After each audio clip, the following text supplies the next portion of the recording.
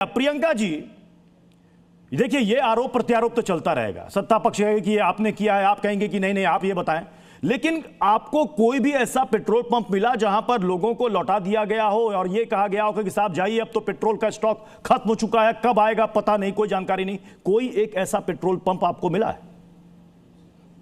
देखिए, मैं तो कितने पेट्रोल पंप बंद भी देख चुकी हूँ कि जिन पर लिखा हुआ है कि स्टॉक आउट, नो सर्विस। तो आपका फर्ज बनता है कि जाइए और ढूंढिए और दिखाइए कि कितने पेट्रोल पंप बंद है कल से लेके आज तक, और कितने पेट्रोल पंप पे कितनी लंबी लाइन है और वो कितनी देर से, मतलब रात से लेके सुबह तक, सुबह अर्ली मॉर्निंग से लगी हुई है। दूसरी बात, अगर कमी नहीं है तो आई साहब ये बताइए 14 किलो का जो सिलेंडर था उसको 10 किलो का क्यों कर दिया? और कमी नहीं है तो आपने ये 25 दिन की वेटिंग, 45 दिन की वेटिंग क्यों कर दी? कमी नहीं है तो आप ये बताइए फिर आप क्यों कह रहे हैं कि आप गैस का सिलेंडर एक भरवाएंगे दूसरा नहीं भरवाएंगे?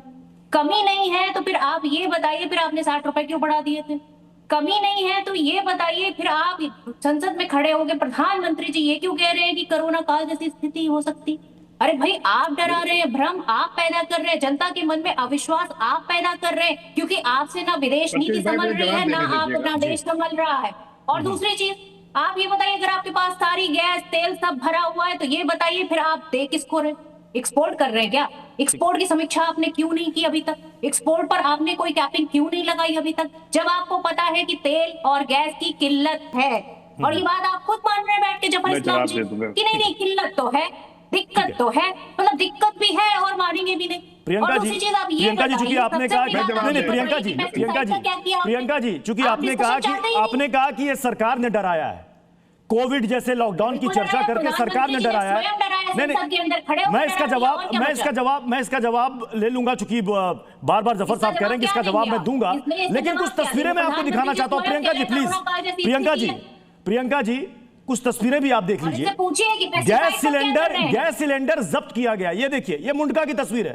प्रियंका जी प्लीज देखिएगा, मुंडका की तस्वीर है, ये देखिए, जरा गिन लीजिए कितने गैस सिलेंडर हैं।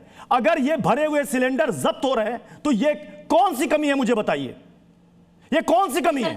दूसरी चीज कि लोग गैलन में पेट्रोल और डीजल लेकर के जा रहे हैं और जब उनसे पूछा जाता है कि साहब क्यों लेके जा रहे हो, तो मैंने सोशल मीडिया पे पढ़ा है कि पेट्रोल और डीजल की कमी होने वाली है तो आगे के लिए स्टॉक जमा कर रहा हूं। ये क्यों है? और देखिए झज्जर की तस्वीर, ये झज्जर की तस्वीर है, कई शहरों से तस्वीर आ रही है। अगर आप, ये भी सच है कि लोगों की लाइन है, कोई इनकार नहीं कर रहा है, लेकिन यह भी सच है कि देखिए कितनी जमाखोरी हो रही है, यह भी सच है।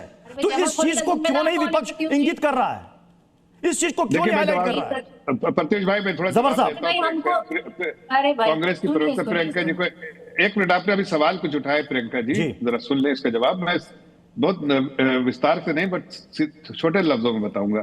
पहली बात, आप सरकारी गाड़ी घूमते हैं कि प्राइवेट गाड़ी में घूमते हैं, ये भी जनता को बता दीजिएगा। आपको तो बहुत मिल रहा है ना पेट्रोल हर जगह, लाइन में भी लगते हैं कि नहीं लगते? आप तो लाइन में भी नहीं लगते होंगे क्योंकि सरकार जरूरत ही नहीं है। ये मैं राहुल गांधी और कांग्रेस पार्टी का नहीं, अरे भाई आप जनता की लाइन आपको दिखेगी कैसे? आप तो सरकारी सुख सुविधा भोग रहे होंगे, इसीलिए जफर इस्लाम जी आप तो भारतीय जनता पार्टी के चश्मे से देखेंगे, जिस चश्मे से आम आदमी तो दिखेगा नहीं आपको। अच्छा, आपकी बात कर ली तो मैं आपकी बातों का प्रियंका जी अपने सवाल का जवाब तो ले लीजिए।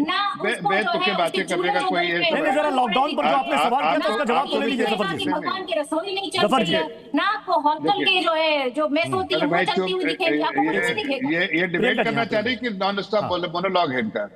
देखिए, मैं इनकी बातों को सुना, ये बड़े अफसोस की बात है कि एक रिस्पॉन्सिबल स्पोक्स पर्सन की ये समझदारी तो कम से कम होनी चाहिए कि जब क्राइसिस, अरे सुन लीजिए, बीच में मत बोलिए, मुझे भी आता है। आप कहते हैं कि मैं झूठ बोल रही हूं, मैंने कहा रिस्पॉन्सिबल ऑपोजिशन, मैंने नहीं कहा बोल रही हूं तो आप बोल के दिखाइए मैं झूठ बोल रही हूं। प्रियंका जी एक एक करके बोले प्लीज, एक एक करके बोले। मैं सभी मेहमानों से हाथ जोड़कर विनम्र निवेदन कर रहा हूं, एक एक करके बोले, दर्शकों को बात समझ में आएगी, तभी बहस तार्किक होगी।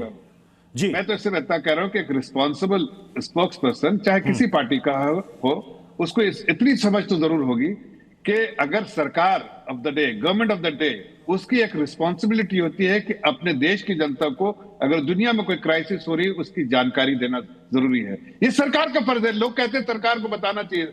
सरकार ने बताया कि ये सारी तकलीफें दुनिया में हो रही है, लेकिन हम आपके लिए तकलीफ ना हो इसलिए सारी चीजें मुहैया करके रखिए।